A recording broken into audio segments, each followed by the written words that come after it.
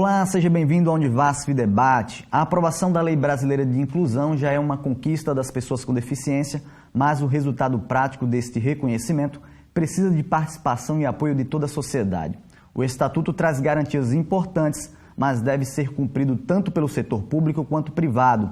Para entender melhor como todos nós podemos fazer parte desta mudança histórica, nós convidamos a professora Carla Daniele Luiz. Atualmente, ela é coordenadora de Políticas de Educação Inclusiva da Pró-Reitoria de Ensino da Univasf. Com a gente também está o Idemar Jorge Rodrigues, que é técnico em assuntos educacionais da Univasf. Muito obrigado pela presença de vocês e vamos tratar desse assunto, que não é a primeira vez que a gente traz esse assunto aqui no Univasf Debate, mas especificamente agora vamos falar sobre a Lei de Inclusão. Ela foi aprovada ano passado e já está em vigor agora desde janeiro, né, professora? Fala um pouquinho o que é que muda de forma prática com essa lei em vigor, professora. A lei, na verdade, ela é um grande avanço. A lei aqui no Brasil, ela vem corroborar com toda uma perspectiva mundial em torno da inclusão social da pessoa com deficiência. É bom que se diga que a lei foi, em tese, elaborada, em sua maior parte, pelos segmentos de pessoas com deficiência, certo? Então, ela traz impactos profundos nas nossas relações sociais com essas pessoas e com esse grupo. Gostaria de agradecer também a presença do Idemar. Como é que você avalia essa lei em vigor agora, na tua opinião? Ela vem dar garantias, né? Se você for analisar a lei, ela vem trazendo vários âmbitos da sociedade, né? E, na verdade, se você for observar direitinho, não é nada mais do que um bom senso tratar as pessoas com direitos iguais, como qualquer outro cidadão, né? Então vem dar garantias porque as pessoas, agora quando forem infringidas no seu direito, poderão buscar órgãos de controle, poderão buscar até reparação judicial. Existe até penas para o descumprimento da lei. E agora a gente passa para uma nova etapa, né? Aquela luta já de inclusão e essa parte da lei em vigor, digamos, seria uma nova fase. Como é que a Univasf está lidando com isso? Já tem algum tipo de trabalho, de orientação? Como é que está sendo feito? Tá, eu acho que a tua pergunta ela tem dois desdobramentos, João. Primeiro, assim, todo o trabalho de inclusão, né, que já se faz, eu diria que nas últimas 3 décadas, cerca de 30, 40 anos, já tem todo um movimento social em torno da inclusão. Até a lei, era como se esses trabalhos fossem ações de grupos ou de pessoas específicas, né? Vamos pensar, dentro de uma instituição, haveriam pessoas que trabalhariam esse tema. Infelizmente, isso era visto como se fosse um trabalho pessoal daquele grupo, né? Então a gente que trabalha com inclusão, eu trabalho com inclusão há 17 anos, eu vivi muito isso, era como se a inclusão fosse algo que dissesse respeito ao meu trabalho, às pessoas que trabalham comigo, tá? E não de todos. Quando a lei entra em vigor, a inclusão passa a ser uma questão de todos. A gente tem um projeto na Coordenação de Educação Inclusiva que nós chamamos de Inclusão Começa em Mim. Então, a inclusão deixou de ser uma área de atuação, uma área de pesquisa, para ser um dever de todo cidadão, né? Como o Idemar bem falou, o não cumprimento da lei já prevê certas punições legais e aqui dentro da universidade a gente vem trabalhando em 2 perspectivas. A divulgação da lei, como também o apoio e o assessoramento, desde colegiados, projetos de extensão, projetos de pesquisa, que queiram estar em conformidade com a lei. Eu preciso dizer nesse seu questionamento, só tem uma coisa que a gente não faz: o papel do outro, né? Eu estou dizendo isso porque às vezes na nossa coordenação chegam muitas demandas assim, eu trouxe aqui para você fazer. Não, a gente vai te assessorar, a gente vai te apoiar, mas o teu setor, naquilo que ele desenvolve dentro da universidade, ele é obrigado a fazer. A Coordenação de Educação Inclusiva existe para dar esse apoio, não para fazer no lugar, que isso fique bem claro. E é um trabalho que não é fácil. Não. Porque mudar a consciência, mudar a mentalidade, né, professora? Como é que está sendo essa recepção das pessoas? Bem, a gente vê de tudo, né? E o Demar tem mais experiência que eu, a gente encontra de tudo, né? A gente encontra desde uma certa resistência, ou aqueles que têm uma postura que a gente chama um pouco mais aberta, que assim, reconhece que é difícil, há toda uma mudança paradigmática em volta dessa questão da inclusão, reconhecem que é difícil, mas que querem fazer, querem aprender a fazer, embora ainda não saibam, né? E a gente encontra aqueles que já estão fazendo também, ou intuitivamente, ou porque se deram conta que o mundo não é só de quem não tem deficiência. Então, um pouco de tudo a gente encontra, mas realmente com a lei em vigor agora, então muitas coisas mudam. Nós não temos mais justificativa para perpetuarmos práticas profissionais excludentes, porque a lei agora nos exige, e a lei ela é interessante, João, porque ela não diz respeito só a órgãos públicos, a instituições. A lei agora diz respeito a todo cidadão. Então, por exemplo, assim como foi com a questão da pessoa negra, toda a história racista que o país tem, que o país carrega até hoje, discriminar uma pessoa com deficiência hoje, tratá-la com desprezo, usar termos pejorativos, já é passível de ação legal. Então, a comunidade, a sociedade como um todo precisa estar ciente disso, certo? Que aquelas brincadeiras, aqueles termos pejorativos, às vezes a gente usa, infelizmente, ensina até as crianças. Eu lembro de uma coisa que é muito forte, assim, no contexto interiorano, dos pais que, ao corrigirem os filhos, apontam para alguém com deficiência. Não sei se o Demar já ouviu alguma coisa desse tipo, né? Tá vendo fulano com aquela deficiência, ele ficou daquele jeito porque desobedeceu a mãe. Isso a criança já vai crescendo, entendendo a deficiência como um castigo, como algo trágico. Então, certas práticas discursivas que já circulam entre nós, elas poderão sim ser passível de ação legal, caso a pessoa com deficiência se sinta ofendida, discriminada, constrangida em sua condição de existir. Achei interessante a fala da professora quando ela disse que era um trabalho isolado de grupos, mas que agora é algo que a sociedade toda está passível de punição e de realmente de ser punido por um ato falho, ou até por uma maldade mesmo com pessoas com deficiência. Na tua opinião, o que é que muda agora para quem tem deficiência? Você acredita que a lei ela vem para beneficiar, e como a sociedade vai entender isso, na tua opinião? Nós estamos vivenciando uma mudança de paradigmas, né? Talvez há 50, 60 anos, as pessoas com deficiência eram escondidas em lugares até subhumanos, né? Tratados sem nenhum tipo de direito, nem mesmo higiene. Eu conheço casos desse tipo. E hoje, as pessoas com deficiência já estão sendo vistas como consumidor, pessoas que têm direitos e que consomem, têm dinheiro, trabalham, estão com a vida ativa na sociedade. Então, é importante que tanto órgãos públicos como também empresas privadas se debrucem nessa lei, treinem seus funcionários e façam os ajustes necessários para que possam receber esse público, que é um público que vem consumindo, né? Teatro, cinema, é preciso receber bem todos, né? A lei não vem tratando, a lei trata todas as pessoas de modo igual, em todos os direitos, seja de transporte, moradia. Então é preciso que seja feito um atendimento especializado dessas pessoas, né? Sendo priorizado, inclusive na saúde, na educação, para que eles, por exemplo, a questão da lei no que se diz respeito às empresas privadas. Hoje dá garantias, por exemplo, em hotel, se o hotel todo não puder ser adaptado, mas pelo menos uma parte. Transporte coletivo também, uma parte do transporte deve ser adaptado, né? O cinema, que inclusive nós sofremos muito com essa questão, né? Às vezes a gente vai no cinema, o espaço reservado é na frente e só se tira uma cadeirinha ali na frente e a gente é obrigado a ter aquela visão. E a lei diz que no cinema agora vários espaços têm que ser reservados para a pessoa com deficiência, para que ela possa ter uma visão como qualquer outra pessoa que vai no cinema e pode escolher a sua cadeira em qualquer lugar.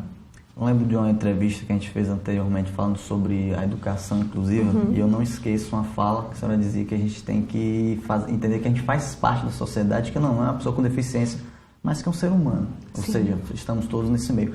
Como é que a gente pode exigir o cumprimento dessa lei? Não necessariamente quem tem uma deficiência, mas eu mesmo, uma pessoa no dia a dia, exigir que esse cumprimento dessa lei ela seja algo que esteja em vigor mesmo. Não necessariamente eu preciso ter alguém na família ou conhecido. Eu quero exigir como ser humano, como pessoa da sociedade. Como é que eu posso exigir isso? Olha, a primeira coisa, João, que a gente acredita é a conscientização. Né? Mais do que, lógico, a gente menciona, e eu acho muito importante falar, de toda a perspectiva legal que já paira sobre a lei, tá? O não cumprimento dela, a lei está em conformidade também com o Código Civil, certo? Agora, antes disso, antes da gente pensar assim, eu vou fazer porque eu posso ser punido, a minha empresa precisa incluir porque ela pode ser autuada, é interessante a gente ter desejo por essa inclusão. Então, a primeira coisa é a conscientização, né? As pessoas entenderem que a pessoa com deficiência, ela saiu de casa e ela não vai mais voltar, felizmente. Tá? Elas agora, como o Idemar já bem disse, elas pleiteiam seus direitos, seus devidos acessos, elas trabalham, elas consomem, elas têm direito a lazer, a esporte, a qualquer aparato social que as pessoas com deficiência têm, que as pessoas sem deficiência têm, as pessoas com deficiência agora também têm. Então, o primeiro passo para o cumprimento é a conscientização, né? Eu falo muito isso porque fica meio difícil a gente querer uma inclusão que tenha sempre o imperativo da lei. E exigir algo que a pessoa não está cumprindo. Exatamente. Eu até questiono, assim, as escolas são obrigadas. Agora, você pensa, e eu conheço inúmeros casos assim, você pensa uma criança de 5, 6 anos com síndrome de Down, os pais levam para uma determinada escola, a escola recusa, aí os pais entram na justiça, ganham, a escola é obrigada a ter aquela criança. Você imagina como é que aquele professor vai olhar para aquela criança? Ele não é um aluno, ele não é uma criança a ser incluída na sala de aula, ele é alguém que paira a lei. Né? Então, é muito comum, o professor vai ter medo, nenhum professor vai querer aquela criança na sua sala.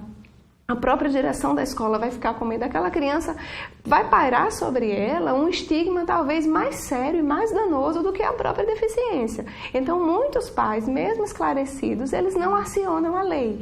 Então, o que a gente está discutindo hoje é uma inclusão que venha a partir de uma compreensão internalizada por todos nós que somos e fazemos a sociedade, de que a inclusão está posto. Né, de que as pessoas estão aí e elas existem da forma mais variada possível, não só da forma como nós até então acreditávamos que era pertinente à condição humana. Concorda com a fala da professora? Sim, e é importante lembrar também que não é só o público com deficiência. Qualquer pessoa pode ter uma deficiência transitória. Você pode ter, por exemplo, uma perna quebrada, uma grávida que precise tem dificuldade de locomoção, os idosos, que também é um público que está cada vez mais ativo na sociedade. Então, é importante se conscientizar de que você vai atender pessoas, independente da sua condição. E a gente traz um debate um pouco para essa questão da lei mesmo em si, do vigor, mas eu falo dele interessante. A gente também está suscetível a passar por essas situações porque somos seres humanos. Professor, eu queria que faça, puxando um pouco esse gancho sobre a educação, como a senhora comentou, a escola em si, a educação, o que é que falta para a gente dizer realmente, não só a questão do entendimento, mas o que é que falta na educação para a gente esclarecer mais as pessoas sobre isso, na tua opinião? Um trabalho de conscientização, o que é que falta para a gente não estigmatizar e separar o aluno, como a senhora comentou agora? Acima de tudo, essa perspectiva que entende a inclusão como algo urgente. Certo, João? Então, assim, eu acho que eu falei no outro programa, a inclusão não é só botar dentro do espaço físico. Na escola, infelizmente, a gente ainda vê muito isso. A criança está dentro do quadrado da sala de aula, ela está incluída. Não está. A inclusão, de fato, na perspectiva de ensino e educação, ela vai provocar mudanças teórico-metodológicas muito sérias e onerosas também. Então, nem sempre a gente goza de um sistema educacional que está disposto a rever isso, certo? Então, assim, vamos pensar num professor do ensino regular, ele tem lá a sua forma metodológica de ensinar, digamos, matemática, de ensinar educação artística, por exemplo. Aí, um dia ele chega para dar aula, tem um aluno cego. Isso vai desafiar totalmente a metodologia dele. Então, até então, a gente escuta muito ainda os professores, o modelo de ensino e aprendizagem de forma geral ainda mencionar que é aquela criança que tem dificuldades sociais, dificuldade de adaptação. E aí, só abrindo parênteses, é interessante porque a pessoa com deficiência ela não pode ter defeitos. Né? Então, assim, a criança, qualquer coisa dela é por ela ter a deficiência, quando não é um processo peculiar dela por ser gente, por ser aluno, como qualquer outro. A gente tem um espaço aqui no nosso debate que é a interação das pessoas nas ruas com os entrevistados aqui. Vamos conferir as perguntas. Quem não cumprir essa lei de inclusão sofre que tipo de punição? Há um prazo para que os órgãos públicos garantam a acessibilidade? Como a gente conferiu nas entrevistas, eu já vou passar para a professora responder essa pergunta aí. Então, a respeito da primeira, né, quando ela pergunta acerca das punições, né, dá pra gente falar de uma forma bem generalista. Eu não gosto muito dessa coisa da punição, porque, de novo, aquilo que eu já falei, fica parecendo assim, vamos fazer pra gente não ser punido. E quando a gente faz alguma coisa com receio de não ser punido, é igual ao filho quando obedece mãe, né? Quando a criança obedece, não porque ela compreende, mas porque ela tem medo, ela quer evitar a punição, na hora que ela puder, ela não internaliza aquilo, na hora que ela puder, ela desobedece, né? Então é a mesma coisa, se a gente pensar na lei, assim, vamos fazer, vamos incluir, vamos conviver porque a gente não quer ser punido, isso não vai ser uma inclusão de fato, tá? Só precisava fazer essa observação, mas que a lei já prevê toda a punição legal dentro do enquadramento, de constrangimento, danos morais, isso já é fato. E o outro questionamento também é muito interessante porque as duas enquetes circularam entre punição e prazo, né? Qual é o prazo? Eu diria que o prazo era para 500 anos atrás, a gente já ter cumprido, né? Mas agora que tem a lei realmente não especifica assim um prazo para a gente cumprir. Ela está posta, ela foi aprovada, né? Devidamente é o que rege a questão da inclusão da pessoa com deficiência no país agora. Então o prazo era ontem. Se é que a gente precisa de um prazo, assim. Eu sei que é algo específico mais na linha do direito, mas se quiser comentar, pode comentar um pouco. As pessoas, na verdade, as pessoas não precisam ter medo, né? É simples. Conversa com a pessoa com deficiência, pergunta como é que pode ajudar aquela pessoa. Se por algum motivo ela não puder verbalizar o que ela precisa, ela deve estar acompanhada de algum parente, alguma pessoa que possa fazer expressar o que ela precisa. E aí você vai tratar essa pessoa da forma como ela disse que é a melhor. Não tem fórmula. Existem muitas deficiências e nos seus mais diferentes graus.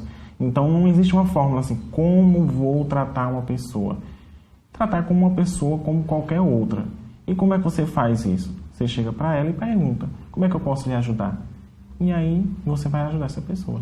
Tem uma pergunta que a gente está dando olhadinha na lei em si, voltando mais para a questão da lei especificamente, ela garante um atendimento, principalmente a questão da saúde. Uhum.